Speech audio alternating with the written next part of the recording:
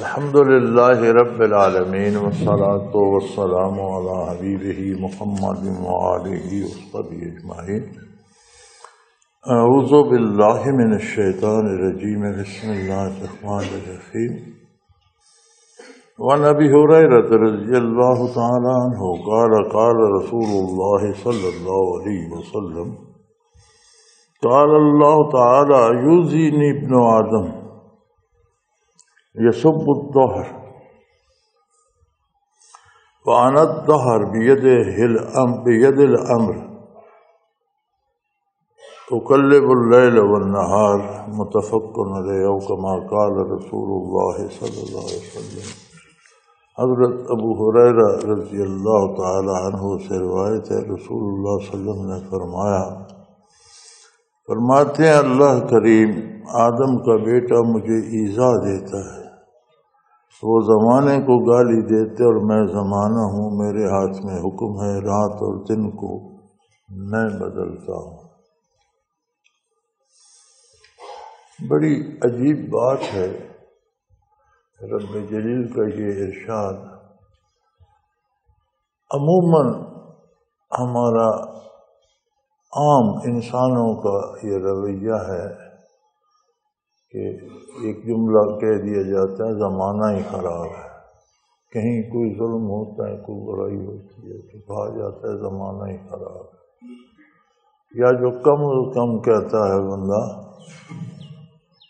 تو اسے یہ شکوہ ہوتا ہے میری قسمت خراب ہے۔ حضور اکرم صلی اللہ علیہ وسلم کا ارشاد ہے، اللہ کریم فرماتے ہیں کہ لوگ یہ جملہ کہہ کر مجھے ایذا دیتے۔ اگر کوئی یہ کہتا ہے کہ حالات کو بنانے بگاڑنے میں زمانہ مؤثر ہے تو زمانے کی تو کوئی حقیقت نہیں، بنانا بگاڑنا تو اللہ کی فرماتے ہیں یہ میرا کام ہے۔ اور اس بارے میں قرآن کریم میں ارشاد ہے کہ جو پریشانیاں، جو مصیبتیں، جو دکھ، جو تکلیفیں آتی ہیں بما کسبت ایدیکم، تمہارے کردار کا نتیجہ ہوتا ہے، تم خود مصیبتیں خریدتے ہو۔ اور الزام کرنے والے پہ دیتے، اب اس کا نام زمانہ رکھ لو، بھگوان رکھ لو، دیوی دیوتا رکھ لو، کوئی اور رکھ لو، اللہ تو ایک ہے، واحد و لا شریک، احد و لا شریک ہے، اور وہی کارساز کریم ہے، بدلنے والا، اچھا پسندیدہ یا ناپسندیدہ جو کچھ آتا ہے وہ اس کی طرف سے، وہ کیوں بھیجتا ہے یہ الگ بحث ہے۔ وہ مالک ہے ہر شے کا، بغیر کسی وجہ کے ہر چیز کو تباہ کر دے، کوئی اس سے پوچھ نہیں سکتا۔ آپ ایک مکان بناتے ہیں، کروڑوں روپے خرچ کرتے ہیں، بنانے کے بعد آپ ایک بلڈوزر لگا کے اسے تہس نہس کر دیں، کوئی آپ کو روک سکتا ہے؟ آپ کا اپنا ہے، آپ نے پیسے اپنے خرچ کیے، وقت اپنا خرچ کیا، اپنی مرضی سے بنایا، اپنی مرضی سے گرا دیا، کسی کا کیا ہے؟ کائنات اس کی اپنی ہے، اس نے خود بنائی، کسی کی اس میں کوئی شراکت ہے؟ کوئی بنانے میں کسی نے مدد کی، یا کوئی کسی نے مٹیریل فراہم کیا، یا کسی نے مشورہ دیا، یا نقشہ بنوایا، کیا کیا کسی؟ وہ ساری کائنات کو آنے واحد میں تباہ کر دے، مٹا دے، کوئی اس پر سوال نہیں کر سکتا، اس کی اپنی ہے۔ اس کے باوجود وہ کریم فرماتا ہے کہ تم نہ بگاڑو تو میں نہیں بگاڑوں، بلکہ منع فرماتا ہے لا تفسدوا فی الارض بعد اصلاحها، میں نے جو نظام بنایا ہے وہ سارا بہت خوبصورت، اس میں کوئی کمی کوئی خامی نہیں ہے، سارا اصلاح شدہ ہے، سارا بہت بہترین ہے۔ تمہارا عقیدہ اور عمل اس میں خرابیاں پیدا کرتا ہے۔ فرمایا تم کیوں فساد پیدا کرتے ہو؟ اگر خرابی انسانی اقدار اور انسانی اعمال اور انسانی رویوں سے آتی ہے تو پھر کرنے والے کو غلط کہنا، خراب کہنا، برا کہنا اور بڑا منہ بھر کے کہہ دینا زمانہ ہی برا ہے، زمانہ ہی خراب ہے۔ زمانے سے مراد ہوتی ہے یہ جو کرنے والا ہے وہ خراب ہے۔ فرمایا کرنے والا تو میں ہوں اور تو کوئی ہے نہیں۔ تو براہ راست نہ صحیح، بالواسطہ صحیح، لیکن وہ توہین تو میری ہوتی ہے، میری عظمت کو للکارا جاتا ہے۔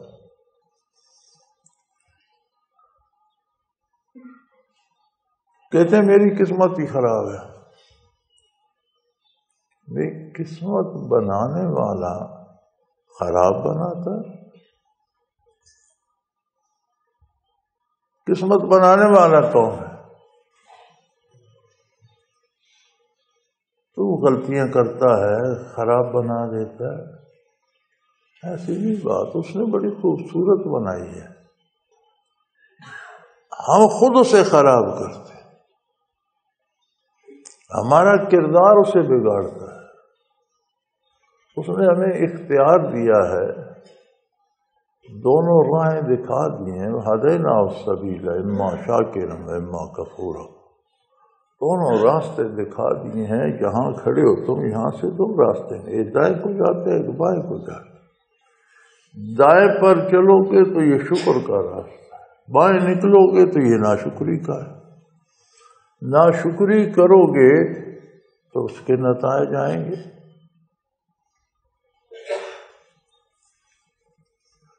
ہمارے لوگوں کو یہ شکایت ہوتی ہے کہ مسلمان ہی پریشان ہیں، کافر تو موج کر رہے ہیں۔ پہلی بات تو یہ ہے کہ کافر پیدا ہونے سے مرنے تک سکون نام کی چیز سے آشنا ہی نہیں ہوتا۔ کڑوی چیز اسے کڑوی لگتی ہے جس نے کبھی میٹھا کھایا ہو، جس نے ساری عمر میٹھا چکھا ہی نہ ہو، اسے کڑوا کھانے سے کیا فرق پڑتا ہے؟ وہ سمجھتے چیزیں ہوتی ہے اس میں۔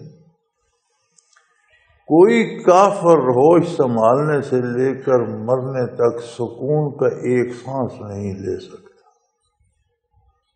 کسی نہ کسی فکر میں، کسی نہ کسی غم میں گھلتا رہتا۔ دنیاوی آسائشیں ان کے پاس کیوں ہیں؟ جہاں جہاں ان کے پاس کوئی آسائش ہے اس کا تجزیہ کر کے لے جائیں، اس کی بنیاد جو ہوگی وہ اسلامی اصولوں پر ہو۔ اگر ان کے پاس دولت ہے تو ان کا کاروبار اسلامی اصولوں کے مطابق۔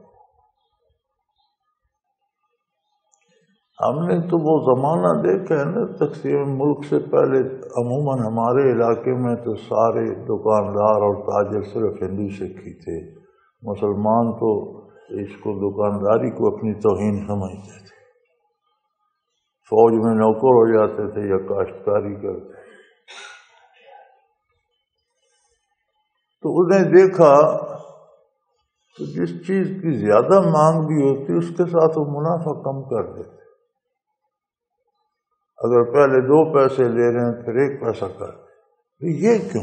یہ تو زیادہ بک رہی ہے، تو 2 کا 3 کر دیتے، زیادہ پیسے نہیں۔ زیادہ منافع کرنے سے دولت نہیں آتی، منافع کم کرنے سے آتی ہے، چیزیں بکتی زیادہ ہیں۔ ہم جب منافع کم کرتے ہیں تو زیادہ گاہک اس طرف آتے ہیں سستی لے کر، تو ہماری جہاں 500 کی سیل ہونی ہے وہاں 5000 کی ہو جاتی ہے۔ تو جو منافع ہم کم کرتے ہیں وہ کم کی بجائے سیل اور فروخت زیادہ ہونے کی وجہ سے زیادہ جمع ہو جاتا ہے۔ ہمارے یہاں دیکھ لو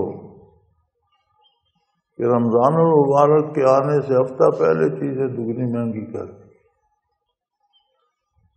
اگر یہ لوگ، ہم لوگ بھی اپنا منافع کم کرتے تو سیل زیادہ نہ ہوتی، ثواب بھی ہوتا، لوگوں پہ احسان بھی ہوتا۔ مغرب میں آپ دیکھیں کافر ہیں، غیر مذہب کے لوگ ہیں، عیسائی ہیں، یہودی ہیں، وہ چیزیں مسلمانوں کے لیے رمضان شریف میں سستی کر دیتے، اور یہ نہیں کہ انہیں نقصان ہوتا ہے، وہ چیزیں زیادہ بک جاتی ہیں، منافع زیادہ آ جاتا ہے۔ کافر کو کیا ضرورت ہے کہ وہ کسی کے مقدس مہینے، مسلمانوں کے مقدس مہینے میں نقصان اٹھائے؟ وہ نقصان نہیں اٹھاتے۔ اس میں فلسفی یہ ہے کہ جب وہ نرخ کم کرتے ہیں تو جن لوگوں کو نہیں ضرورت وہ بھی سستی سمجھ کے خرید لیتے ہیں، تو منافع ان کا بڑھ جاتا ہے۔ تو جہاں بھی زندگی میں، اعمال میں کافر بھی اسلامی اصول اپنائے گا، دنیا کا فائدہ اسے بھی ہوگا۔ مومن اپنائے گا تو اسے دو جہانوں کا، دنیا اور آخرت دونوں کا فائدہ ہوگا۔ تو فرمایا حالات کو بگاڑتا تمہارا کردار ہے، الزام تم زمانے کے حالات بدلنے والے پہ رکھتے ہو، یہ تو بہت بڑی گستاخی ہے،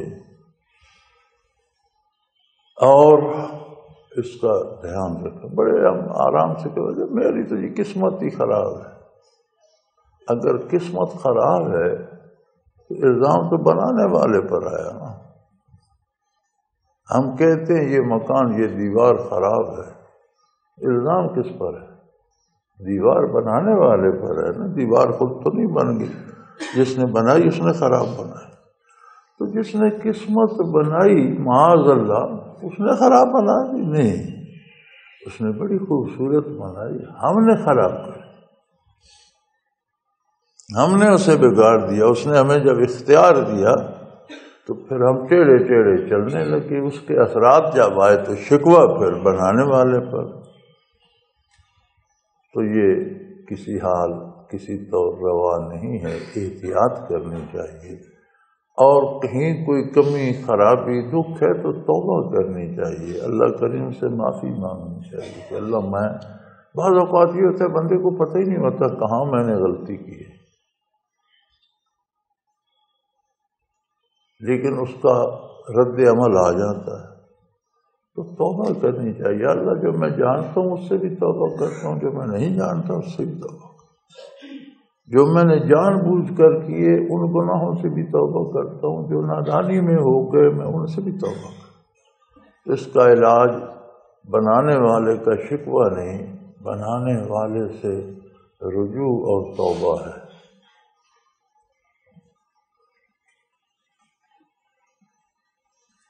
وعن ابی موسیٰ الاشعری رضی اللہ تعالی عنہ قال قال رسول اللہ صلی اللہ علیہ وسلم ما احدا اصبر على اذى يسمعه من الله يدعون له الولد ثم يعافيهم ويرزقهم۔ حضرت ابو موسیٰ اشعری رضی اللہ عنہ سے روایت ہے، رسول اللہ صلی اللہ علیہ وسلم نے فرمایا تم میں سے کوئی ایذا دہ باتوں کو سنتا ہے اور اس پر اللہ سے بڑھ کر صبر کرنے والا نہیں، یعنی جتنی لوگ ایذا دینے والے ناپسندیدہ باتیں کرتے ہیں لوگوں کے بارے، ہمارے بارے، سننے والے کے بارے، اور پھر ہم صبر کرتے ہیں اور سمجھتے ہیں ہم نے بڑا تیر مارا، فرمایا اللہ کریم سب سے زیادہ برداشت کرتے ہیں، صبر کرتے ہیں، اور پھر ایسے کریم ہیں کہ لوگ تو ان کے لیے اولاد ثابت کرتے ہیں اور وہ پھر ان کو عافیت دیتے ہیں اور رزق دیتے ہیں۔ ہم نے تو کسی کا کوئی تحفظ نہیں کرنا ہوتا، کسی کو رزق نہیں دینا ہوتا، کسی کو زندہ رکھنا نہیں ہوتا، ہمارا صبر تو صرف یہ ہوتا ہے کہ اس نے تو بڑی زیادتی کی، میں نے صبر کیا کہ رد عمل میں سے کا کچھ بگاڑا نہیں، اسے نقصان نہیں پہنچا۔ فرمایا اللہ ایسا کریم ہے کہ لوگ اتنی بڑی گستاخی کرتے ہیں کہ اس کے لیے لڑکا ثابت کرتے، لیکن وہ اتنا کریم ہے کہ پھر انہیں برداشت کرتا ہے، جب تک مہلت دی ہے تب تک نبھاتا ہے۔ ان کے وجود میں بھی 10 کھرب سیل ہیں ہر وجود میں، ہر سیل کو پال رہا ہے، بنا رہا ہے، مٹا رہا ہے۔ زندگی کی سہولتیں ہوا ان پر بند نہیں کی، سورج کی روشنی بند نہیں کی، رزق کے دروازے بند نہیں کیے، اولاد کوئی دنیا کی نعمت بند نہیں کی۔ یہ الگ بات کہ انہیں اگر سکون نصیب نہیں ہے تو خود انہوں نے سکون کا راستہ چھوڑ دیا۔ ایک بندہ ایک طرف باغات ہوں، ایک طرف ویرانہ اور جنگلات ہیں، وہ راستہ جنگل کا اختیار کرے اور پھر کہ میرے راستے میں کوئی باغ نہیں آیا تو اس کا شکوہ بے جا ہے۔ جب اسے بتا دیا گیا کہ سارے راستے میں جنگلات ہیں، حشرات الارض ہیں، درندے ہیں، چور ڈاکو ہیں، دوسرے راستے پر جاؤ کہ محفوظ ہے، ٹھنڈی چھاؤں ہے، چشمے ہیں، باغ ہیں، پھول ہیں، بہاریں ہیں، وہ رستہ جنگل کا لے لیتے ہیں۔ پھر وہ شکوہ کرتے ہیں کہ میرے راستے میں تو کوئی باغ نہیں ہے۔ ابھی تم نے رستہ ہی جنگل کا لیا، باغ کہاں آئے گا؟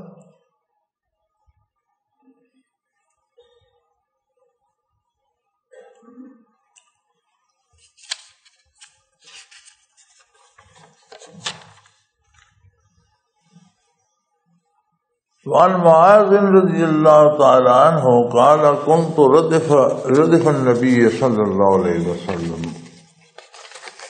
علی الحمار لیس بینی و بینہ الا مؤخر حضرت معاذ رضی اللہ عنہ فرماتے ہیں نبی کریم صلی اللہ علیہ وسلم کے ساتھ میں گدھے پر سوار تھا۔ عرب میں گدھا خاص سواری کا گدھا ایک بڑا خوبصورت کداور ہوتا ہے اور بڑے بڑے لوگ اس پہ سواری کرتے ہیں، قابل فخر سمجھا جاتا ہے۔ نبی کریم صلی اللہ علیہ وسلم نے بھی اپنی سواری سے اسے مشرف فرمایا ہے، نوازا ہے۔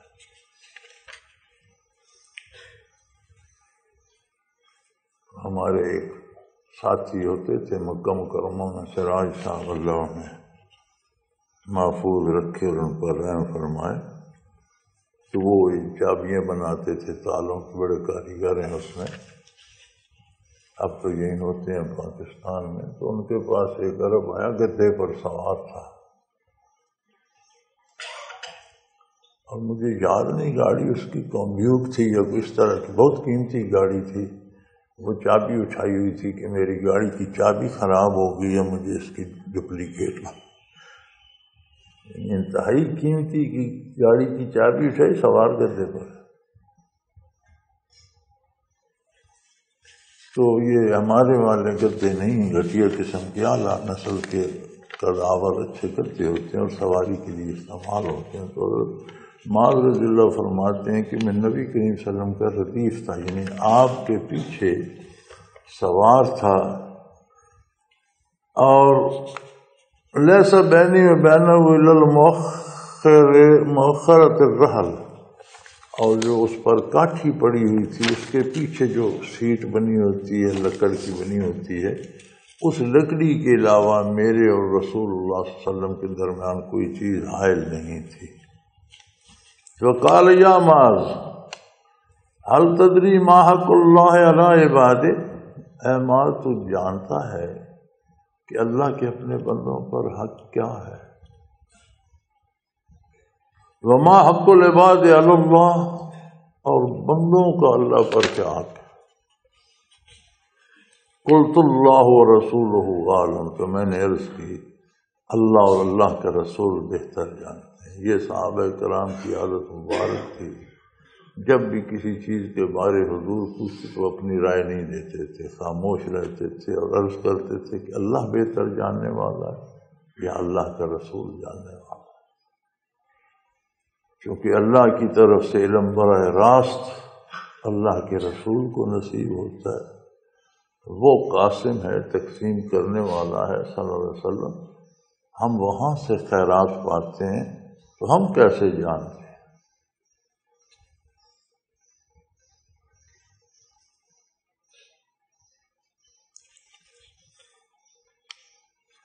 قال فإن حق الله على العباد أن تعبدوه ولا يشركوا به شيئا.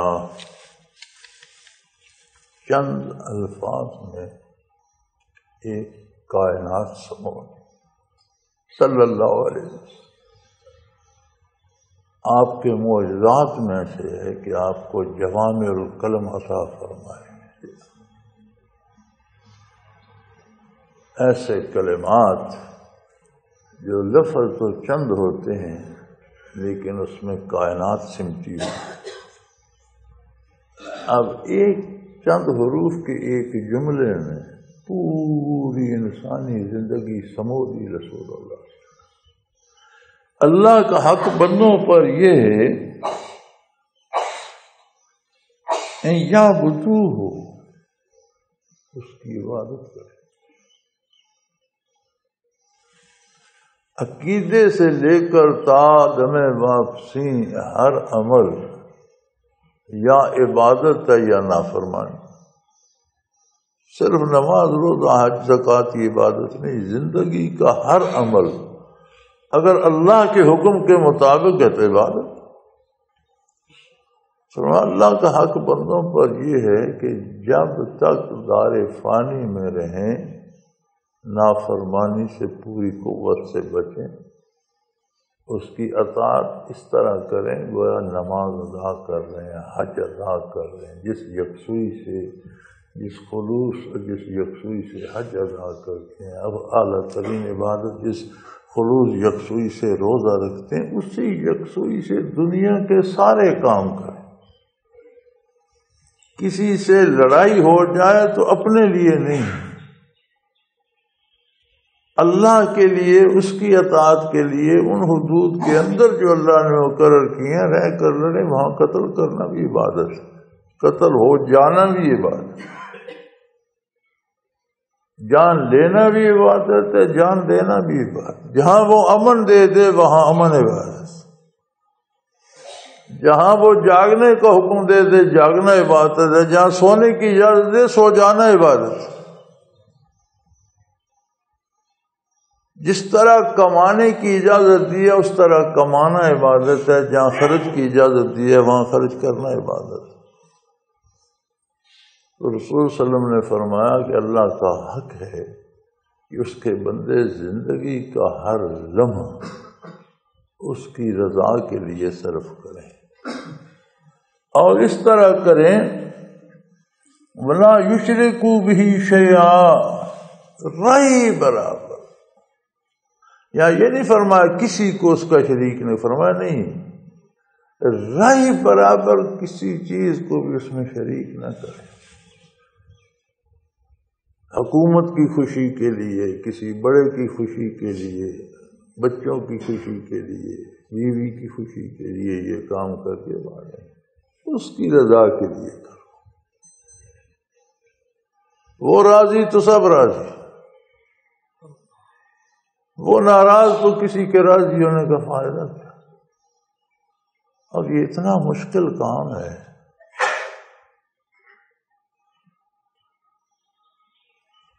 کہ ڈھونڈنے نکلو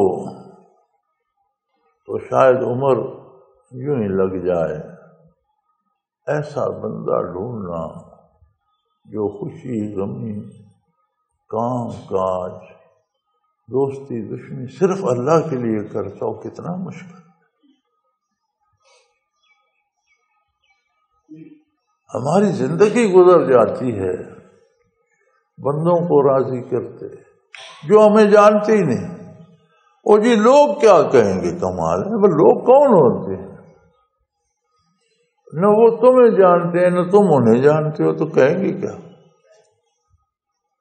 ہماری زندگی اس میں گزر جاتی ہے کہ یہ کیا کروں، لوگ کیا کہیں گے. بھئی لوگوں کو چھوڑو، لوگ کی جگہ اللہ لکھو اور یوں پڑھو کہ یہ کروں گا تو اللہ کریم کیا کہیں گے. تو تلاش کرنے نکلو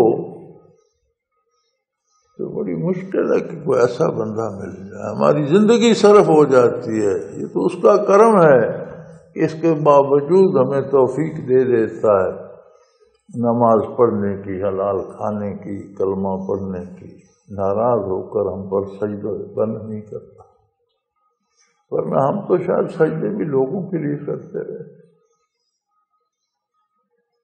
اعتکاف بیٹھوں گا تو لوگ کہیں گے بلائے، وہ لوگ کیا کر کے دیں گے؟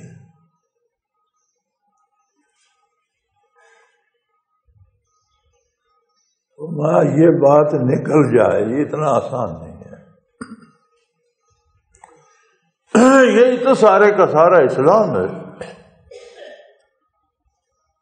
کہ جو کرو اس میں بھی نظریہ یہ ہو کہ اللہ کریم قبول فرمائے، اور جو چھوڑ دو وہ بھی اللہ کی رضا کے لیے ہو کہ یہ میں نہیں کرتا، میرا رب مجھ سے راضی رہے۔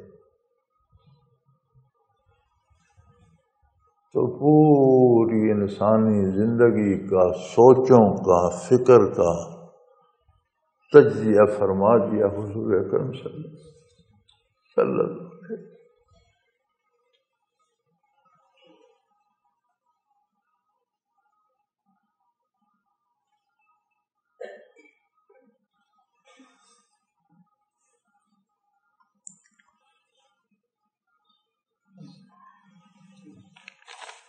وحق العباد علی اللہ، اور بندوں کا حق اللہ پر یہ ہے اللہ يعذب من لا یشرک بہ شیئا، کہ جو اس کے ساتھ رہی برابر شرک نہ کرے پھر اسے عذاب نہ دے۔ یہ بندوں کا حق ہے۔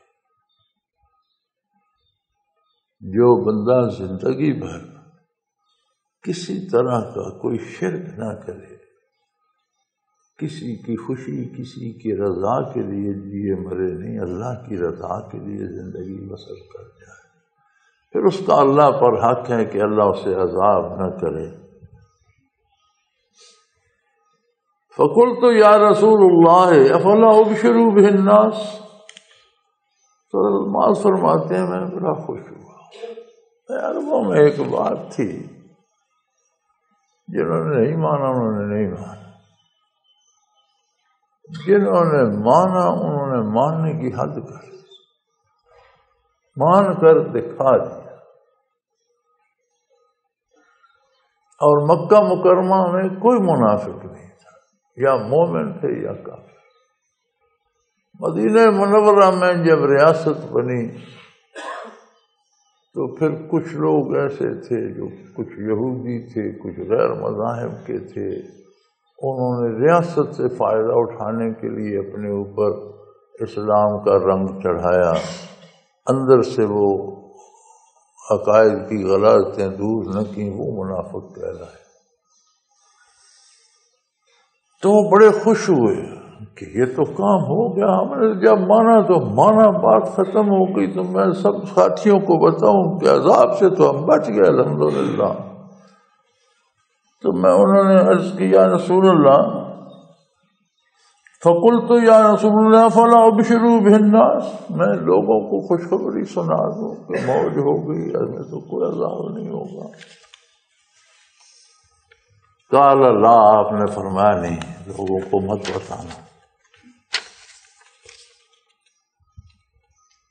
لا تبشرہم، انہیں خوشخبری نہ سنانا، میں نے تمہیں بات بتائی ہے، لوگوں کو خوشخبری نہ سنانا۔ فیتکلوا، پھر یہ اسی پر بھروسہ کر لیں گے کہ جب آپ توحید کو مانتے ہیں بس ٹھیک ہے، اور عبادات کی اور مشقت کی کیا ضرورت ہے۔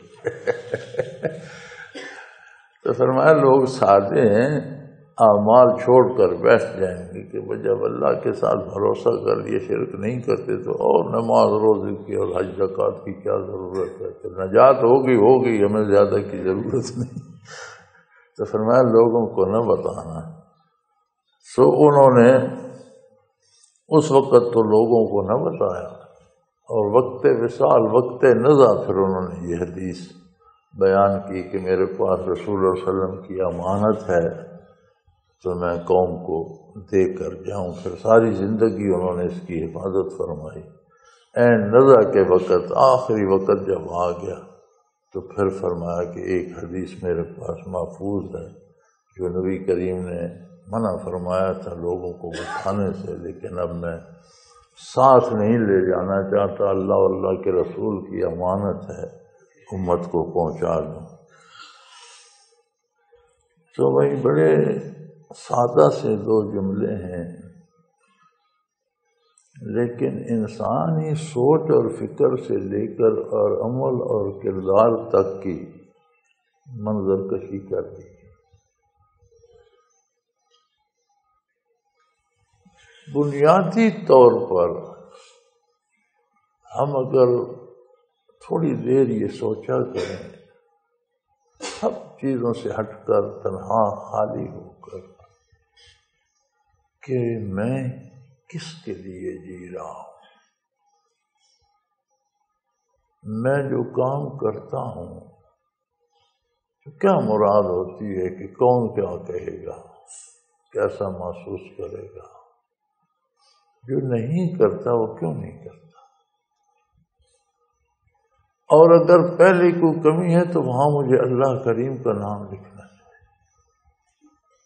جو کام میں کر اللہ کی رضا کے لیے کروں، اگر وہ سارے زمانے کو ناپسند ہے تو ہوا کر، جو میں نہیں کرتا اس لیے نہیں کرتا کہ اللہ کریم نے اس سے روک دیا، ساری دنیا وہ کرتی ہے تو کرتی رہے۔ پتہ ہے ہم دلیل کیا دیتے ہیں، یہ کیوں یار سارے کر رہے ہیں، تم ساروں کے ساتھ ہو یا اللہ کی بارگاہ میں؟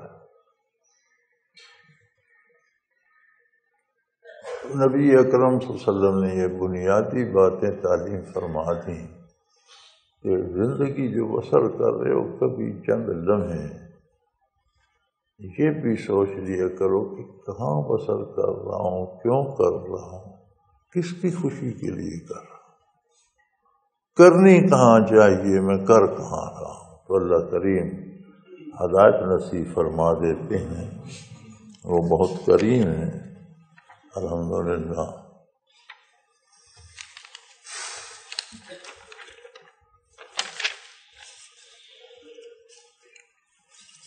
الحمدللہ رب العالمین، والصلاة والسلام علی حبیبہ محمد وآلہ۔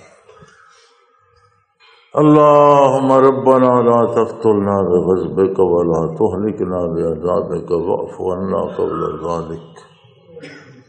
اللہم ربنا لا تسلط علینا من لا یرحمنا، انت ولینا فی سفرنا وحضرنا فی مالنا واہلنا، انت ولینا فی الدنیا والآخرہ، توفنا مسلمین والحقنا بالصالحین۔ اللہم ربنا انزل علینا من السماء ماء مبارکا نافعا غیر ضار، نافعا غیر ضار، نافعا غیر ضار، هو الذی ينزل الغیث من بعد ما قنطوا وینشر الرحمة وهو الولی الحمید، وهو الولی الحمید، وهو الولی الحمید۔ وصلی اللہ تعالی علی حبیبہ محمد وآلہ وسلم برحمتک یا